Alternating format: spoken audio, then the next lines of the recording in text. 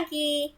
Hari ini kita akan belajar tematik muatan SPDP, tema 8, subtema 2, tentang gerak keseharian dalam tari. Sudah siap untuk belajar dengan Ibu Sonya? Kita mulai ya. Nah, merangkai gerak keseharian menjadi tarian. Setiap hari kita beraktivitas anak-anak. Aktivitas yang kita lakukan biasanya membersihkan tempat tidur, menyapu, dan mengepel. Saat melakukan aktivitas tersebut, tubuh kita bergerak. Gerakan-gerakan tersebut dapat kita rangkai menjadi suatu tarian yang indah. Perhatikan gambar berikut ini. Ada gerak mencuci pakaian, ya. Geraknya mencuci pakaiannya masih secara tradisional, bukan dengan mesin cuci tentu saja. Kemudian ada gerak menjemur pakaian. Nah, gerakan tari ada yang dilakukan dalam posisi duduk, juga ada dalam posisi berdiri. Posisi duduk misalnya tadi saat melakukan gerakan mengepel lantai yang di bawah ya. Kemudian mencuci baju. Bisa itu dalam posisi duduk. Nah, posisi berdiri misalnya gerakan menyapu, gerakan menjemur pakaian. Nah, itu dilakukan dalam posisi berdiri. Nah, suatu gerak tari memiliki gerak level anak-anak. Gerak level merupakan tinggi rendahnya gerakan tari seorang penari. Jadi kalau level tinggi itu yang dilakukan saat berdiri atau melompat. Kemudian ada gerak level sedang seperti membungkuk dan jongkok. Dan ada gerak level rendah seperti duduk dan berbaring ya. Nah, menari membentuk pola lantai anak-anak. Saat menari berkelompok, penari harus menguasai pola lantai agar tarian terlihat kompak dan menarik. Jadi, pola lantai ini dapat terbentuk apabila tarian dilakukan secara berkelompok ya anak-anak ya. Nah, pola lantai itu yang seperti apa sih? Nah, ada pola lurus ke samping, lurus ke depan. Lurus ke samping bisa kita sebut juga dengan pola horizontal. Kalau lurus ke depan itu pola vertikal. Ada juga pola membentuk huruf V, membentuk lingkaran, dan pola diagonal. Nah, untuk lebih jelasnya kalian perhatikan gambar berikut.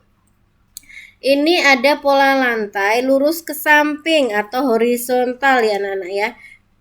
Nah, seperti tari saman ini anak-anak. Nah, dia membentuk garis horizontal. Ini adalah pola lantai. Jadi kayak barisan ya anak-anak ya.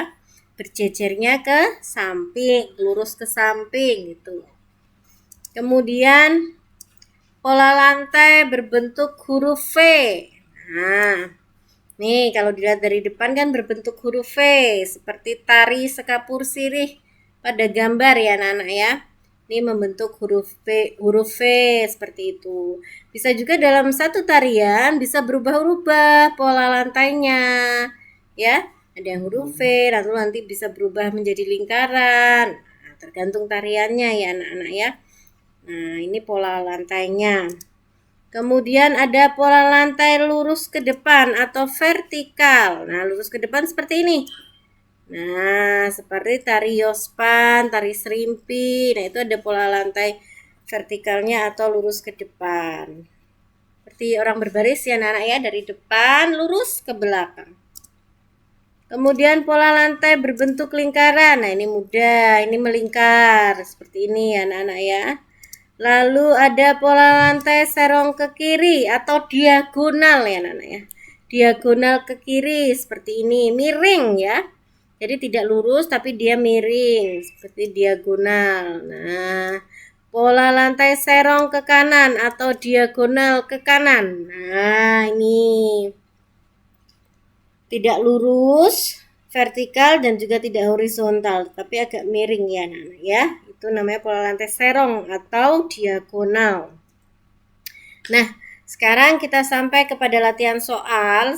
Kita mengerjakan bersama-sama sambil Bu Sonya jelaskan sedikit ya. Tapi untuk yang belum subscribe, silakan subscribe dulu dan share ke teman-teman kalian. Terima kasih. Nah, tulislah 5 contoh gerakan sehari-hari yang dapat dirangkai menjadi suatu gerakan tari. Tadi sudah ya Nana ya.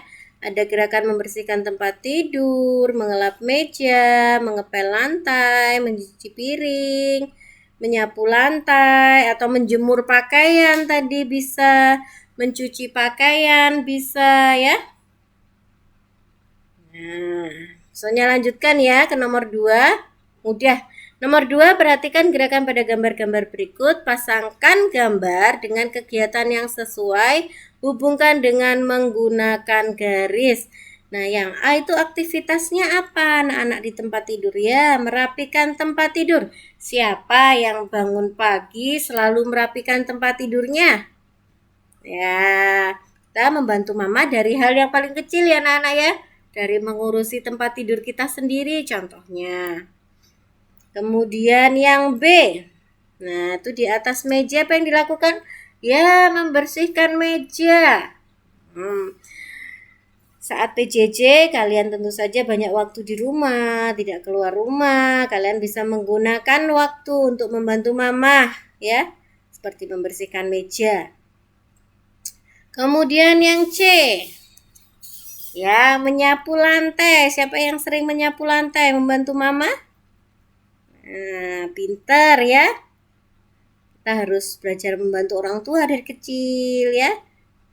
Meskipun yang kita lakukan itu misalnya hanya menyapu lantai saja, terlihat sepele ya Nara ya, tetapi tentu saja mama akan sangat senang dan bangga kalau melihat anaknya bisa membantu orang tua.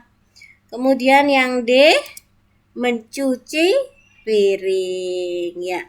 Betul. Kita lanjutkan ya anak-anak ke nomor 3. Tulislah jenis gerak level sesuai gerak tari berikut. Nah, masih ingat sesuai dengan ketinggian ya tadi ya. Ada berdiri, membungkuk, jongkok ya. Yang A, berdiri berarti levelnya ya tinggi. Kemudian yang B, ya tinggi juga ya anak-anak ya, masih dilakukan dengan berdiri. Yang C, membungkuk. Membungkuk levelnya ya sedang.